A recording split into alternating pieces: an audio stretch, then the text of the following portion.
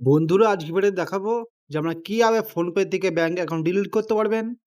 হয়তো আমার ফোনপের মধ্যে ৩-৪টি ব্যাংক অ্যাকাউন্ট লিঙ্ক করা আছে, তার মধ্যে আমরা ১-২টো ব্যাংক অ্যাকাউন্ট ডিলিট করতে চান, শুধুমাত্র আমরা ১ মিনিটে জানতে পারবেন। সর্বপ্রথম আমার নিজের ফোনপে অ্যাপটি ওপেন করবেন। ফোনপে থেকে ব্যাংক অ্যাকাউন্ট ডিলিট করার জন্যে আমরা সর্বপ্রথম নিজের ফোনপে অ্যাপ ওপেন করবেন। এরপর আপনার সামনে এরকম একটি পেজ খোলা আসবে। ফোনপে হোম পেজটি খোলার পর কর্নারের দিকে নিজের প্রোফাইল দেখতে পাবেন, এখানে আমরা ক্লিক করবেন।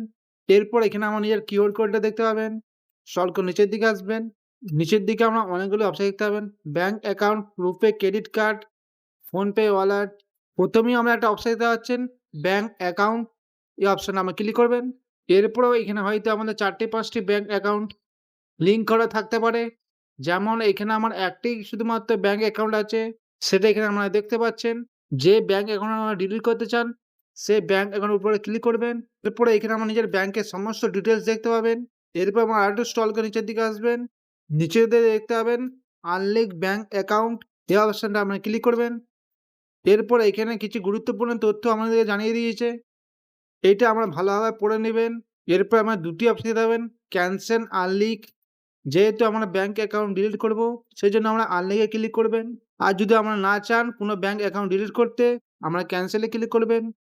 ব্যাংক অ্যাকাউন্ট ডিলিট করার জন্যে এখানে দেখতে হবে আনলিঙ্ক, এখানে ক্লিক করবেন।